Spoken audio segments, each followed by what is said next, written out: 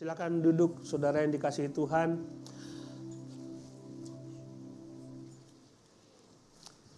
Kita agak melenceng sedikit dari tema kita, tetapi ini penting karena seperti inilah sebenarnya keluarga dalam kerajaan Allah. Beberapa minggu lalu saya sudah menekankan bahwa saya akan mengkhotbahkan ayat-ayat ini supaya kita semua mendapatkan berkat Tuhan, bagaimana caranya kita bisa hidup sebagai keluarga Tuhan. Nah, judul khotbah kita adalah Yesus cinta semua anak. Ini tidak mencontoh judul lagu. Jadi tidak mengajak saudara untuk mengingat lagu itu. Tapi memang benar Yesus mencintai anak-anak.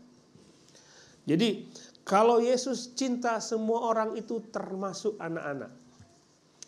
Mana anak-anak di sini? Angkat tangan. Anak-anak. Waduh, semua. Saya masih punya papa, jadi saya termasuk anak. Nah, anak kalian dicintai Tuhan. Mana aminnya? Kalian disayang oleh Tuhan. Jadi kalau mau melihat siapa diri kalian sebenarnya, kalian harus tanya kepada Tuhan. Bukan tanya kepada yang lain. Tidak peduli kalau orang lain membenci kalian. Tidak peduli apa pendapat orang lain tentang diri kalian. Tapi Tuhan sayang kalian. Peduli dengan kalian.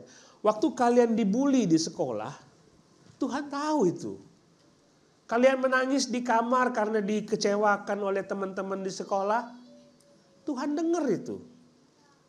Tuhan peduli terhadap hidup kalian. Waktu kalian melihat sesuatu ketidakadilan terjadi, dan kalian menangis, kalian takut dengan masa depan, kalian merasa tidak nyaman dengan masa depan, Tuhan tahu itu. Tapi Tuhan juga mengatakan bahwa masa depanmu sungguh ada. Tuhan memberi janji itu kepada kalian. Nggak usah takut dengan masa depan.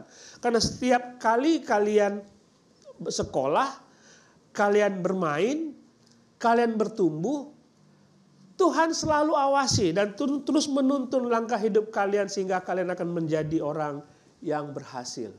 Amin. Amin. Saya dulu juga takut nanti saya jadi apa besarnya. Tapi Tuhan menuntun kita, hidup kita menjadi orang yang berhasil. Nah, hari ini saudara, kita akan menyaksikan penyerahan anak. Penyerahan anak itu bukan upacara gereja. Kita hanya mengakui dua upacara gereja, yaitu perjamuan dan baptisan. Penyerahan anak bukan upacara gereja.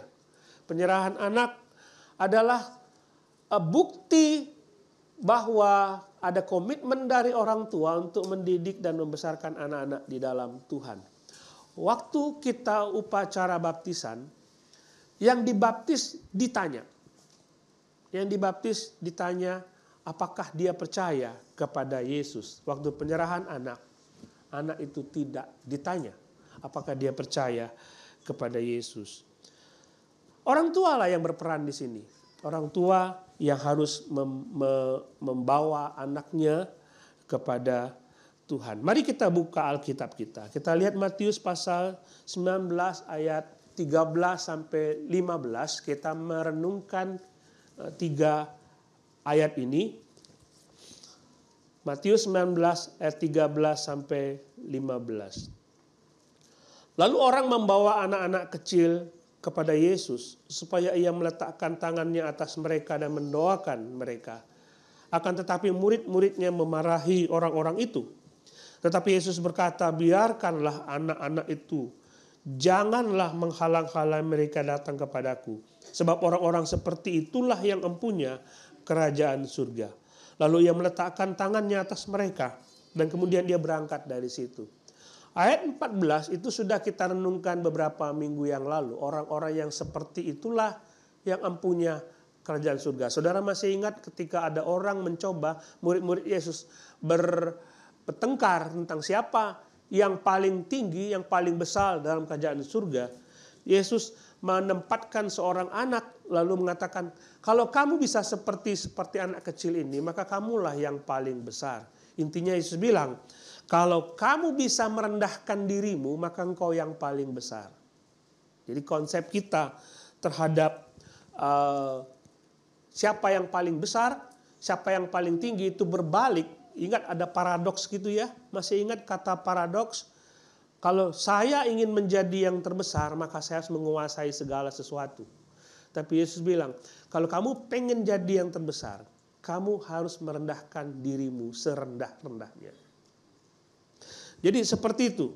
Nah, kita tidak akan melihat ayat 14, karena itu sudah kita renungkan. Kita hanya melihat ayat 13. Ada orang tua yang membawa anaknya kepada Yesus. Lalu ada murid-murid yang melarang orang tua itu. Kita akan merenungkan bagian itu. Nah saudara, saya tidak akan pernah bosan untuk menceritakan bagian ini. Karena ini konsep dalam perjanjian lama ketika Allah menjadikan manusia, menciptakan manusia. Dan Allah mengatakan diciptakanlah manusia itu menurut gambar dan rupa Allah. Saudara tahu itu ya? Halo? Tahu ya.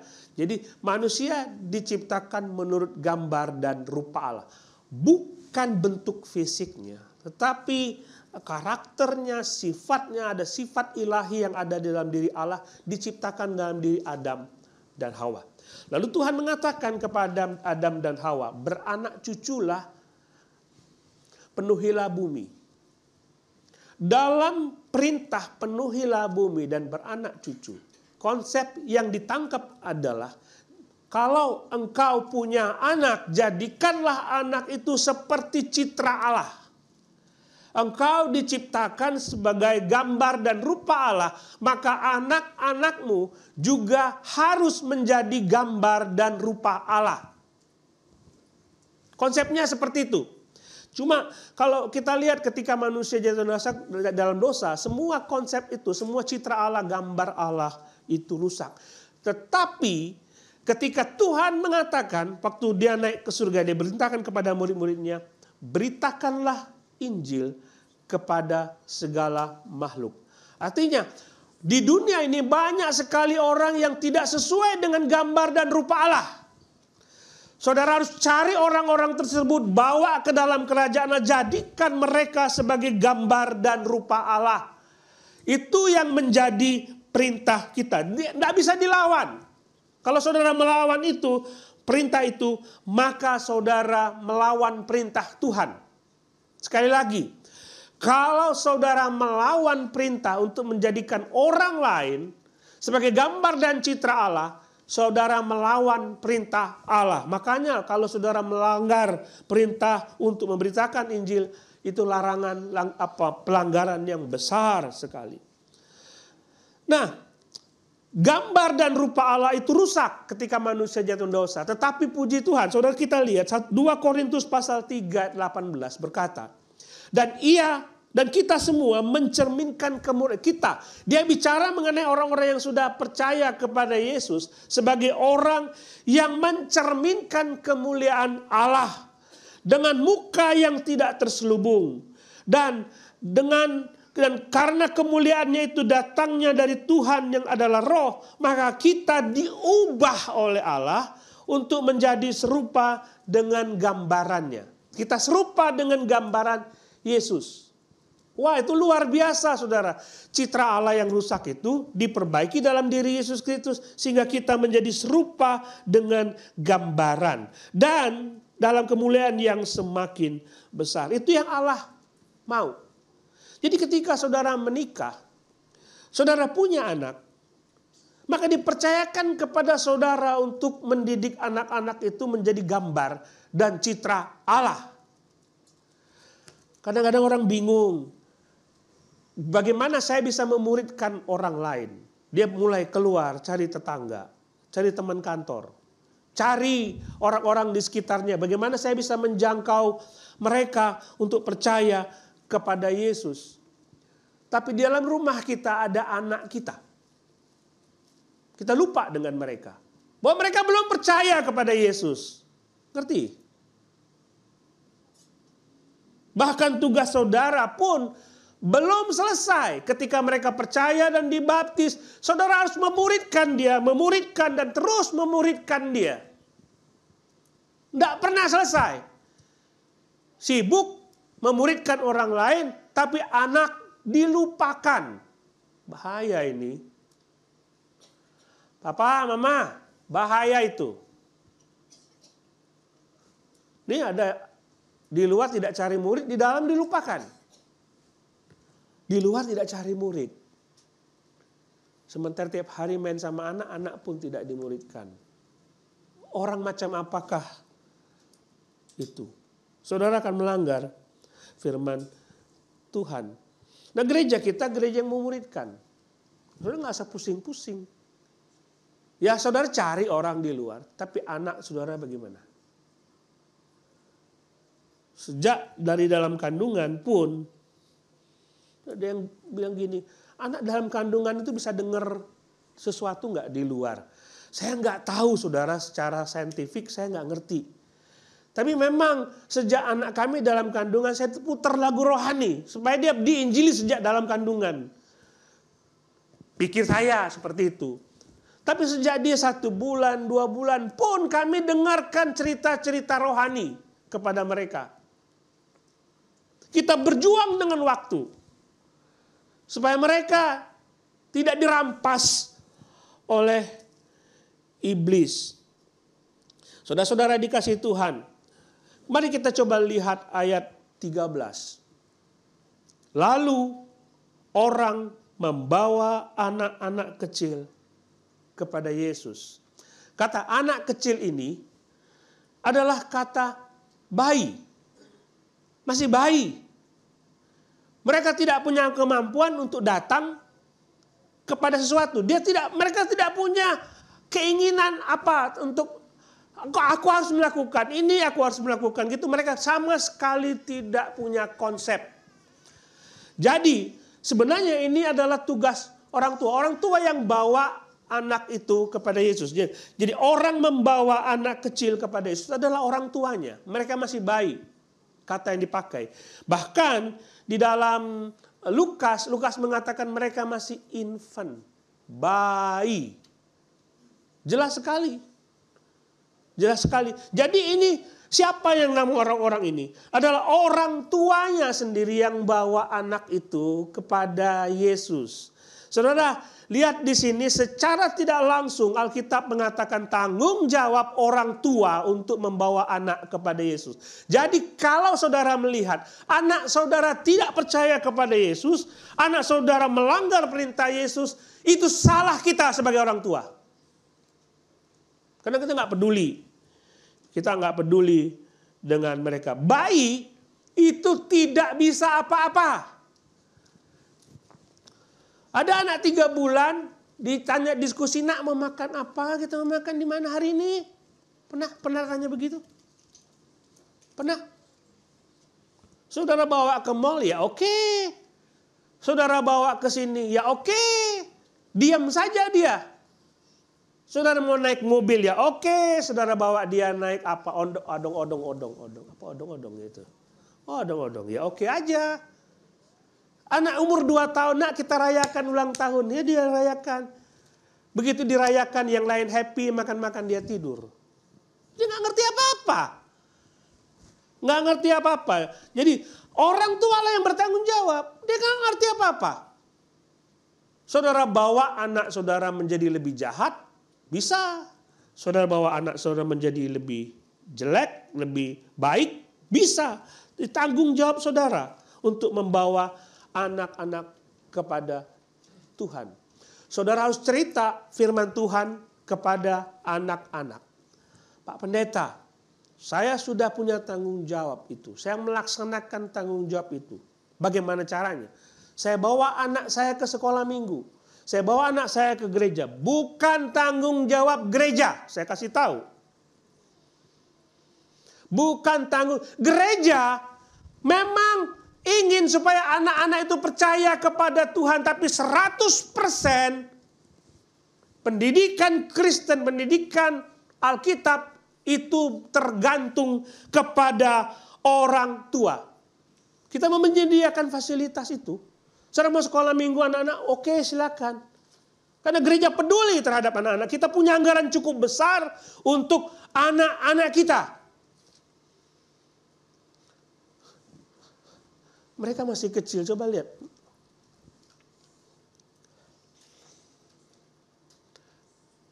Mereka punya hak untuk duduk di sini. Untuk ikut beribadah. Mereka punya hak untuk merasakan suasana ibadah itu seperti apa. Bagi banyak sebagian gereja mengatakan, anak-anak datang ke gereja menjadi pengganggu khususnya saya beribadah. Bagi saya itu pelecehan buat anak-anak. Mereka punya hak yang sama seperti saudara. Walaupun mungkin mereka tidak mengerti, tapi sejak kecil mereka sudah menikmati suasana ibadah. Seharusnya begitu. Gereja mendukung itu. Tapi sekali lagi tanggung jawab saudara sebagai orang tua adalah membawa anak-anak itu kepada Tuhan. Bukan gereja. Saudara tidak bisa menyalahkan gereja. Kan ada orang mengatakan kamu tidak baik di rumah. Nanti papa kasih tahu loh, ngadu ke guru sekolah minggu. Ya nggak bisa dong. Nanti guru sekolah minggunya tegur dia. Anak-anak itu takut dengan guru sekolah minggu, bukan takut sama Tuhan. Nggak bisa seperti itu. Coba kita lihat konsep perjanjian lama. Orang-orang Ibrani. Tuhan mengatakan dalam Ulangan pasal 6. Ayat 6. Apa yang kuperintahkan kepadamu pada hari ini, haruslah engkau perhatikan. Engkau ini siapa nanti kita lihat. Haruslah engkau mengajarkannya berulang-ulang kepada anak-anakmu dan membicarakannya apabila engkau duduk di rumahmu. Apabila engkau sedang dalam perjalanan, apabila engkau berbaring, apabila engkau bangun. Haruslah engkau mengikatkannya sebagai tanda pada tanganmu. Haruslah itu menjadi lambang di dahimu. Dan haruslah engkau menuliskannya pada tiang pintu rumahmu. Dan pada pintu gerbangmu. Ngerti? Coba lihat di sini. Ada kata rumah di situ. Jadi kalau misalnya saudara punya anak kecil, anak-anak, dan saudara mengatakan harus di rumah, saya titip saja ke Pak Pendeta. Anak-anak saudara tidak mungkin 24 jam bersama dengan saudara bang saya. Nggak mungkin 24 jam tiap hari bersama guru sekolah minggunya. Karena pada waktu dia bangun tidur, dia melihat orang tuanya. Nah pada saat itu saya ceritakan firman Tuhan. Pada saat dia duduk, saudara ceritakan, lagi duduk. Saudara dalam perjalanan, dalam nyetir. Saudara ceritakan firman. Apa susahnya seperti itu? Gunakan setiap kesempatan. Ini rumah, bukan gereja. Ini konsepnya. Coba, sekolah minggu kita jam 9 sampai jam 10, benar ya? Itu pun kalau on time. Ini banyak guru yang nggak on time. Datang telat 30 menit. Ketemu murid 30 menit. Cuma 30 menit per minggu. Bisa apa itu? Tapi saudara, tiap hari saudara bertemu dengan anak. Tiap hari saudara bertemu dengan anak. Nah, saudara, kalau begitu mungkin saudara tanya, nggak bisa saya, Pak Pendeta. Saya nggak bisa mengajar firman Tuhan kepada anak saya. Saya ingat sekali ada seorang mama, ibu, dia bilang begini, ini pelajaran sekolah itu makin hari makin berkembang. Dan saya tidak tahu, apalagi homeschooling. Siapa yang homeschooling? Saya tahu ini homeschooling. Nah, pasti orang tuanya pikir gimana saya mengajar anak saya yang homeschooling, orang tua yang mengajar. Begitu banyak mata pelajaran yang diajarkan kepada anak. Ini apa artinya? Pasti saudara buka internet toh. Halo? Demi anak-anak, saudara pasti mengajar dengan buka internet, buka Google, tanya Mbah Google, buka YouTube, apa artinya ini, bagaimana cara mengajar. Buat itu saja saudara belajar. Jadi jangan pernah punya alasan, saya tidak bisa Alkitab, saya tidak pernah tahu firman Tuhan, jadi nggak mungkin saya bisa mengajar anak saya. Itu nggak mungkin. Nggak mungkin. Saudara sudah lupa dulu pelajaran zaman dulu, bahkan pelajaran zaman sekarang berkembang, saudara mau belajar supaya anak saudara bisa tahu. Tapi Alkitab saudara nggak mau belajar. Lihat saudara, kalau saudara anak-anak lagi jalan, saya senang sekali kalau anak kecil suka ditanyain, nah itu mobil pemadam kebakaran, kita mulai kasih tahu. Ini truknya berbeda-beda, ini untuk ngangkut air, ini ngangkut minyak, ini pemadam kebakaran, itu ngangkut sampah. Kita kasih tahu konsep itu kepada anak-anak. Karena mereka masih kecil, kita tidak tahu. Tapi kenapa kita nggak bisa mengajar firman Tuhan? Kita pengen anak-anak kita tahu pengetahuannya. Tapi kenapa tidak pernah mengajar itu kepada anak-anak? Coba begini saja, kita introspeksi. Orang tua ini, siapa yang punya anak kecil di sini? Angkat tangan. Yang punya anak kecil, banyak sekali. Bukan cuma kecil. Anak yang belum percaya kepada Yesus, ada.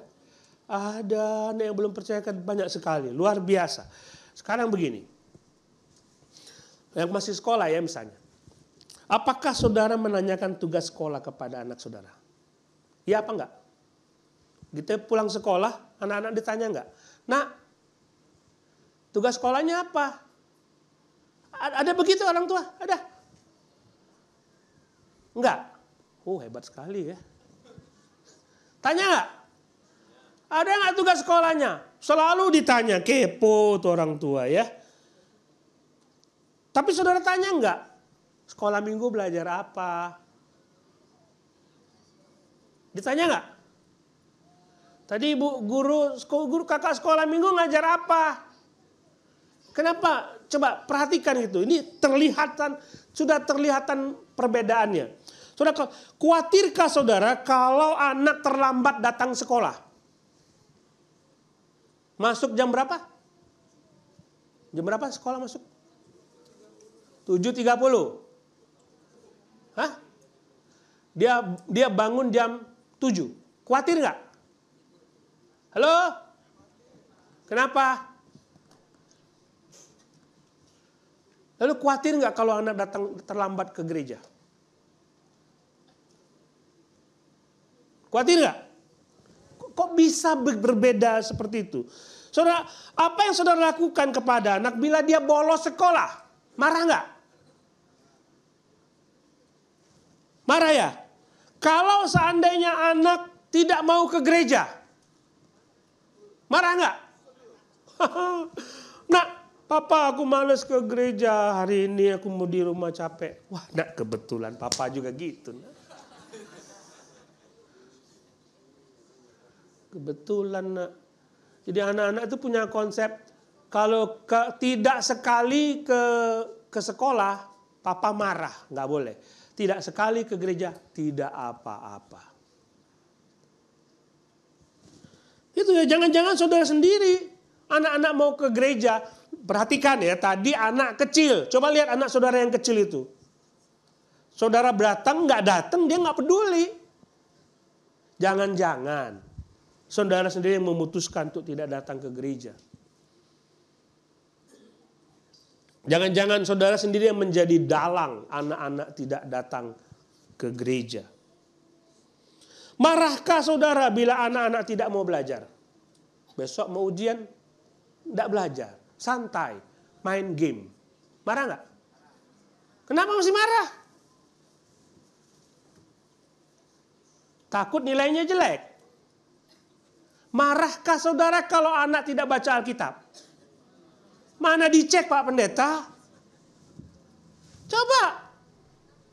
Halo. Kita berjuang dengan zaman, saudara. Anak-anak kita penting ilmu pengetahuan. Tapi karakter mereka juga penting, harus dibentuk oleh firman Tuhan. Kalau saudara tidak mengajarkan itu, mungkin anak saudara pandai. Mungkin. Hitler juga pandai, tapi membunuh banyak orang. Anak saudara harus pandai, tapi berkarakter firman Tuhan. Jangan pernah lupa itu. Jangan pernah lupa. Nah ini Pak Pendeta, ini buat orang yang sudah punya anak. Saya belum punya anak nih. Saya belum punya anak. Jadi khotbah ini bukan buat saya. Benar ya? Yang belum punya anak siapa nih? Angkat tangan. Bukan buat saya ini. Syukurin lo orang tua. Ya. Dengar tuh khotbah, makan tuh khotbah. Ya. Cukup keras saudara. Kalau saudara melihat Eli dititipkan anak oleh Hana supaya dididik di dalam kebenaran firman Tuhan. Samuel dititip kepada Eli untuk dididik. Kalau saudara tidak mampu dan saya punya banyak waktu, saya mau saudara titip anak saudara kepada saya. Karena saya mengasihi mereka walaupun bukan anak kandung saya. Saya mendoakan masa depan mereka. Pikirkan itu, bacakan Alkitab tiap hari. Tapi gimana ini? Apakah ini khotbah? Ada yang belum punya anak, khotbahnya buat saya atau bukan? Lihat nih. Ada orang yang kedua di dalam pasal 19 ayat 13. Ada murid-murid yang melarang.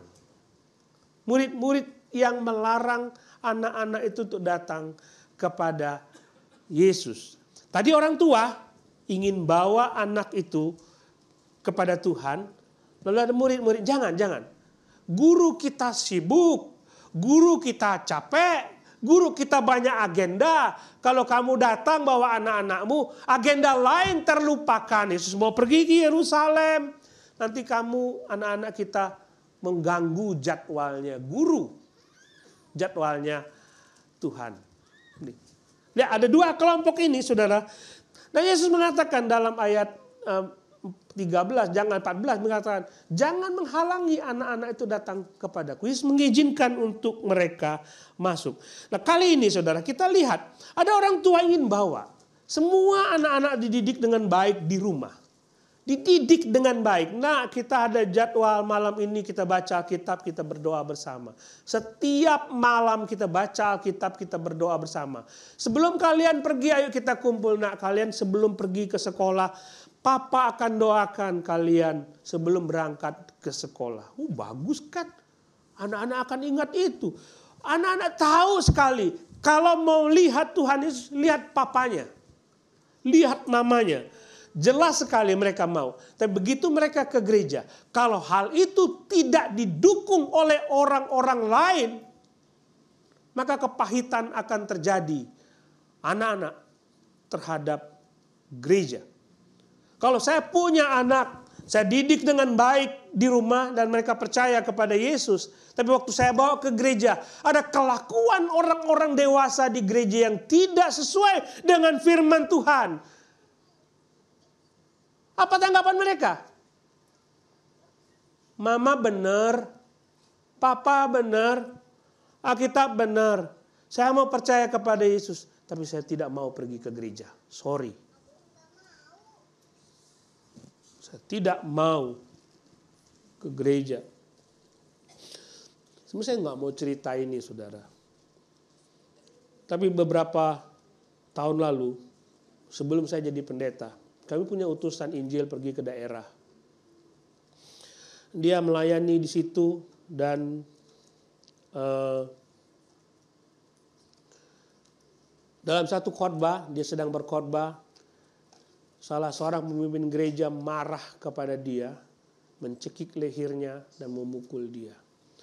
Itu disaksikan oleh anaknya sendiri. Saya belum pendeta. Tapi saya pikir bagaimana kecewanya, sakit hatinya, pahitnya si anak itu. Menyaksikan orang tuanya seperti itu. kalau papaku melayani, kalau aku pergi ke gereja yang katanya baik-baik semua, tapi kenyataannya aku melihat seperti untuk apa aku pergi ke gereja. Jangan pernah buat sesuatu yang melihat anak-anak ini melihat sehingga menghalangi dia untuk dapat datang kepada Tuhan. Saudara nggak usah ngomong apa-apa. Sekali saja saudara mengatakan kata-kata yang kasar kepada orang lain dan dilihat oleh orang itu, anak-anak itu, mereka tidak akan pernah percaya lagi. Sekali saja. Ini banyak anak-anak di sini, bukan anak-anak saudara. Bukan anaknya orang lain. Orang tua yang lain yang sedang berjuang mendidik anaknya, bawa anaknya kepada Tuhan. Tapi kata-kata kita, perilaku kita membuat semua buyar, kacau. Jangan pernah kayak gitu. Jangan pernah seperti itu. Hati-hati dengan ucapan kita di gereja. Kata-kata kita di gereja. Coba anak-anak berpikir, Yesus sayang semua. Yesus sayang semua. Sayang papa, sayang mama, sayang kakak, sayang adik. Tapi teladan kita tidak menunjukkan itu. Gini, Bapak Ibu, anak-anak itu mencari secure. Mencari rasa damai, aman. Kalau papa mamanya baik, enggak berantem, mereka merasa aman. Kalau saudara mengatakan Yesus sayang semua, sayang papa, sayang mama, sayang kakak, sayang adik, lagunya bagus, tapi papa mamanya bertengkar. Percaya nggak dia dengan lagu ini? Bahwa Yesus sayang semua. Percaya nggak? Halo?